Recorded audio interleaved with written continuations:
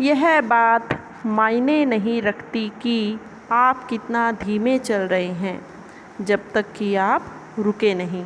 इसी सुविचार के साथ सुप्रभात बच्चों। आज की इस वीडियो में हम आपकी हिंदी की पाठ्य पुस्तक वसंत का पाठ नंबर 5 का शेष भाग अध्ययन करेंगे। तो आइए बच्चों, हम शुरू करते हैं। आप भी अपनी हिंदी की पाठ्य पुस्तक का पाठ नंबर 5 का पेज नंबर 25 खोलिए और ध्यान दीजिए।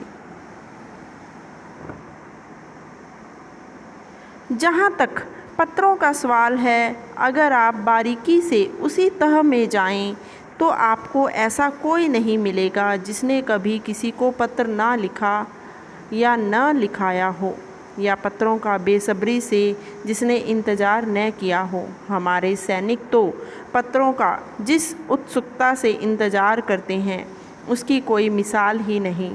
एक दौर था जब लोग पत्रों का महीनों इंतज़ार करते थे, पर अब वह बात नहीं। परिवहन साधनों के विकास ने दूरी बहुत घटा दी है। पहले लोगों के लिए संचार का इकलौता साधन चिट्ठी ही थी, पर आज और भी साधन विकसित हो चुके हैं। हाँ जी बच्चों, तो यहाँ पे लेखक क्या बता रहे हैं कि जहाँ तक पत्रों का सवाल है, अगर हम उसकी बारीकी से उसकी खोज करें, उसकी तह तक जाएं, तो ऐसा कोई भी नहीं होगा जिसने ना तो कभी पत्र लिखा हो, ना देखा हो, ना लिखाया हो। ठीक है, और इसका बेसब्री से सबको इंतज़ार रहता था।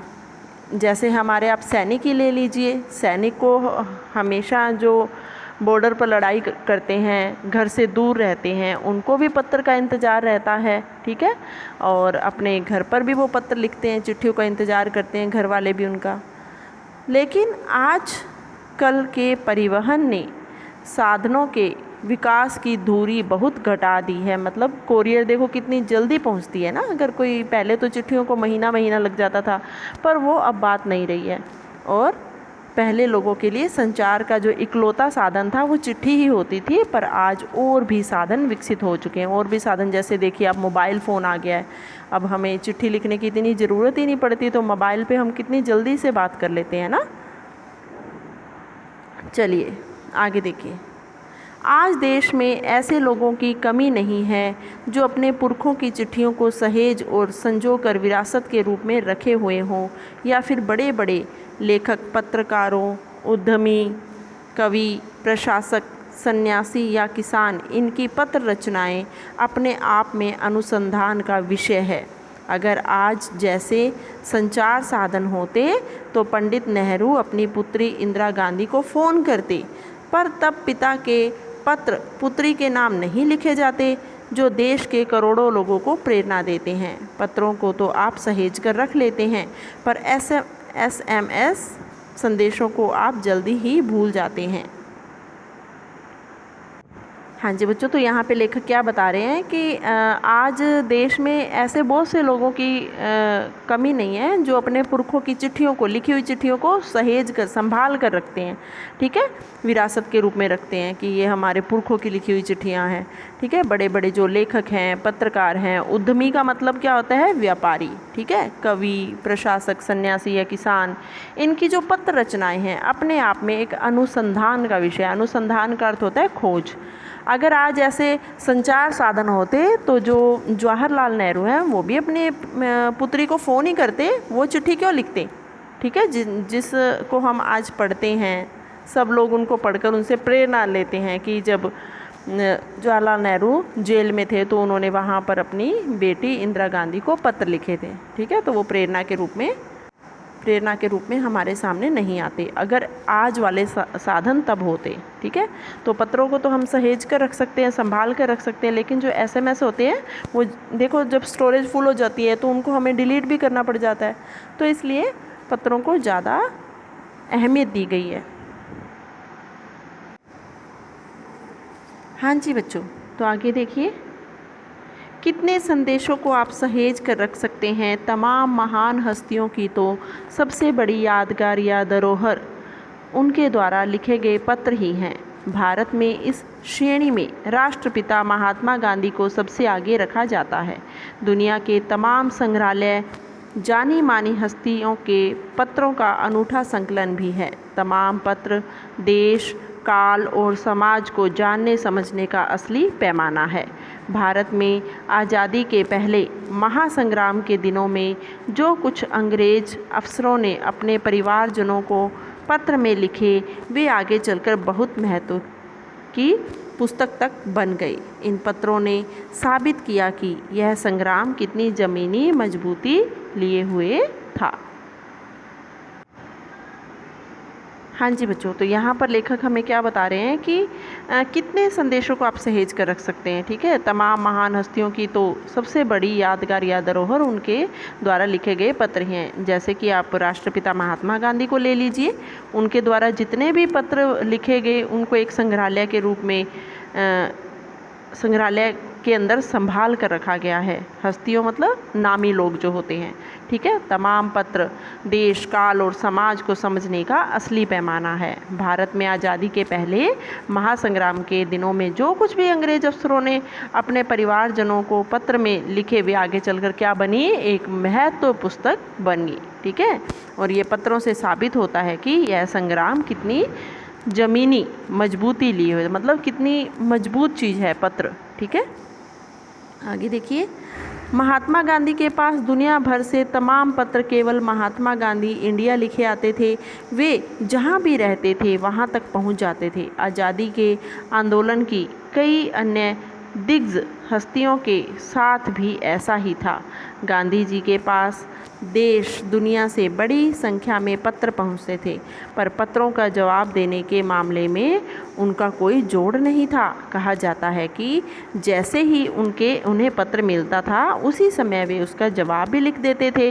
अपने हाथों से ही ज़्यादातर पत्रों का जवाब देते थे। जब लिखते लिखते उनका दाहिना हाथ दर्द करने लगता था, तो बाएं हाथ से लिखने में जुट जाते थे।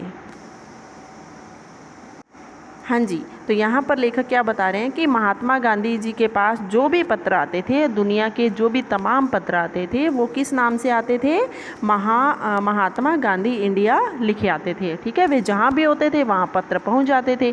ठीक है, गांधी जी के आंदोलन की कई अन्य दिग्गज हस्तियों के साथ भी ऐसा ही था। दिग्गज मतलब महान जो हस्तियां होती हैं। ठीक है, गांधी जी के पास दुनिया भर से बहुत ज़्यादा पत्र लिखकर आते थे। ठीक है, जब भी उनके पास पत्र पहुंच जाते थे तो वो हाथों हाथ ही उनका जवाब देते थे पत्रों को लिखकर। ठीक है, और वो जब पत्र लिखने बैठते थे, अगर उनका दाहिना हाथ दर्द करने लग जाता था तो वो अपने बाएं हाथ से लिखने में पत्र शुरू कर देते। ठीक है, महात्मा गांधी ही नहीं, आंदोलन के तमाम नायकों के पत्र गांव-गांव में मिल जाते हैं। पत्र भेजने वाले लोग उन पत्रों को किसी प्रशस्ति पत्र से कम नहीं मानते हैं, और कई लोगों ने तो उन पत्रों को फ्रेम कराकर रख लिया है। यह है पत्रों का जादू। यही नहीं, पत्रों के आधार पर ही कई भाषाओं में जाने कितनी किताबें लिखी जा चुकी हैं। वास्तव में पत्र किसी दस्तावेज से कम नहीं है। पंत के 200 पत्र बच्चन के नाम और निराला के नाम हमको लिखियो है कहा, तथा पत्रों के आईने में दयानंद सरस्वती समेत कई पुस्तकें आपको मिल जाएंगी। हाँ जी, तो यहाँ पर क्या बताया जा रहा है कि जो महात्मा गांधी ही नहीं, आंदोलन के जो तमाम नायक थे, ठीक है, उनके जो पत्र लिखे होते थे हर गांव में मिल जाते थे। ठीक है, पत्र भेजने वाले जो लोग होते थे उन पत्रों को किसी प्रशस्ति पत्र से कम नहीं मानते थे। प्रशस्ति पत्र का मतलब होता है प्रशंसा पत्र। ठीक है, और उनको क्या करवा के रख लेते थे, फ्रेम करवा कर रख लेते थे। ठीक है, यह होता है पत्रों का जादू, लेखक ने बताया है। और पत्रों के आधार पर कई भाषाओं में जाने कितनी किताबें लिखी जा चुकी हैं। जैसे जैसे जो पत्र मिलते थे उसको देखकर उनसे रिलेटेड जो भाषाएं होती थी उनमें किताबें भी लिखी जा चुकी हैं। ठीक है, वास्तव में पत्र किसी दस्तावेज का अर्थ होता है बच्चों प्रमाण पत्र, सर्टिफिकेट जिसे आप बोलते हैं। ठीक है, किसी प्रमाण पत्र से कम नहीं है। ठीक है, पंत के 200 पत्र बच्चन के नाम और निराला के पत्र हमको लिखियो है कहा, तथा पत्रों के आईनों में दयानंद सरस्वती समेत कई पुस्तकें आपको मिल जाएंगी। कहा जाता है कि प्रेमचंद खास तौर पर नए लेखकों को बहुत जवाब देते थे तथा पत्रों के जवाब में वे बहुत मुस्तैद रहते थे। ठीक है, मुस्तैद का मतलब होता है तत्पर। ठीक है, इसी प्रकार नेहरू और गांधी के लिखे गए रविंद्रनाथ टैगोर के पत्र भी बहुत प्रेरक हैं। महात्मा और कवि के नाम से महात्मा गांधी और रविंद्रनाथ टैगोर के बीच सन 1915 से सन 1941 के बीच के पत्राचार का संग्रह प्रकाशित हुआ है, जिसमें बहुत से नए तथ्यों और उनकी मनोदशों का लेखा जोखा मिलता है। ठीक है, यानी कि जो बहुत सारे पत्र हमें लिखे मिलते हैं, जैसे इसी प्रकार जो नेहरू और गांधी के लिखे गए रविंद्रनाथ टैगोर के पत्र भी बहुत प्रेरक हैं। ठीक है, प्रेमचंद जी को भी, जो लेखक प्रेमचंद है वो भी पत्र लिखने में लाजवाब थे। ठीक है, उनको कोई भी पत्रों का अगर जवाब देना होता तो हमेशा वो तैयार ही रहते थे। ठीक है, महात्मा गांधी और रविंद्रनाथ टैगोर के बीच सन 1915 से 41 के बीच जो पत्राचार का संग्रह प्रकाशित हुआ, जिसमें बहुत से नए तथ्यों और उनकी मनोदशों का लेखा जोखा भी हमें मिलता है। पत्र व्यवहार की परंपरा भारत में बहुत पुरानी है, पर इसका असली विकास आज़ादी के बाद ही हुआ है। तमाम सरकारी विभागों की तुलना में सबसे ज़्यादा गुडविल डाक विभाग की ही है। ठीक है, तो यहाँ पर कहा गया है कि जो पत्र व्यवहार की जो परंपरा है वो भारत में बहुत पुरानी है, लेकिन जो इसका असली विकास कब हुआ? आज़ादी के बाद हुआ। ठीक है, तमाम सरकारी विभागों की तुलना में सबसे ज़्यादा कौन सी डाक विभाग मशहूर है? गुडविल डाक विभाग। ठीक है, आगे देखिए, इसकी एक ख़ास वजह यह भी है कि यह लोगों को जोड़ने का काम करता है। घर घर तक इसकी पहुंच है। संचार के तमाम उन्नत साधनों के बाद भी चिट्ठी पत्री की हैसियत बरकरार है। शहरी इलाकों में आलीशान हवेलियां हो या फिर झोपड़पट्टियों में रह रहे लोग, दुर्गम जंगलों से घिरे गांव हो या बर्फबारी के बीच जी रहे पहाड़ों के लोग, ठीक है, समुद्र तट पर रह रहे मछुआरे हों या फिर रेगिस्तान की ढानियों में रह रहे लोग, आज भी खतों का ही सबसे अधिक बेसब्री से इंतज़ार होता है। एक दो नहीं, करोड़ों लोग खतों और अन्य सेवाओं के लिए भी रोज़ भारतीय डाकघरों के बीच के दरवाज़ों तक पहुंचते हैं। तो यहाँ पे लेखक क्या बता रहे हैं बच्चों कि जो पत्र हैं, जो गुडविल डाक है, वो लोगों को जोड़ने का काम करती है। ठीक है, शहरी इलाकों में आलीशान हवेलियां हों या फिर झोपड़पट्टियों में रह रहे लोग हों या फिर बर्फ़बारी, जहाँ बर्फ़ पड़ती है, बर्फ़बारी होती है जहाँ, वहाँ पर पहाड़ों में जो लोग रहते हैं, चाहे वहाँ के लोग हों, चाहे समुद्र तट पर मछुआरे रहते हों, ठीक है, या फिर रेगिस्तान में जो बसी ढानियाँ हों, आज भी सब लोग खतों का बेसब्री से इंतज़ार करते हैं। ठीक है, और रोज़ भारतीय जो डाकघरों के दरवाज़ों तक पहुंचते हैं।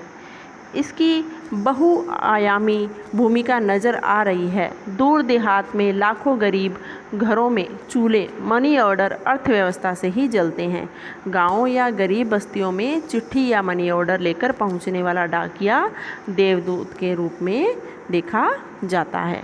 तो यहाँ पर क्या बताया जा रहा है बच्चों, जो इसकी जो पत्र है ना, पत्र की अहम भूमिका मानी जाती है। देखो, कईयों के जो मनी ऑर्डर है, कईयों के जो बच्चे हैं वो बाहर नौकरी करते हैं, तो वो अपने घर पर जो पैसे भेजते हैं वो मनी ऑर्डर के थ्रू भेजते हैं, क्योंकि जो उनके घर है ना उस मनी ऑर्डर के थ्रू ही चलते हैं। ठीक है, जो चलते हैं, उनके पैसा आता तो तभी घर चलता है, अर्थव्यवस्था चलती है उनकी। ठीक है, तो इसी तरह से जो गांव में जो भी मनी ऑर्डर या चिट्ठी पहुंचाने वाला डाकिया है, उसे देवदूत के रूप में माना जाता है। हाँ जी बच्चों, तो मैंने आपको आज ये पाठ पूरा करवा दिया है। मैं आशा करती हूँ कि आपको अच्छी तरह से समझ में आ गया होगा। धन्यवाद।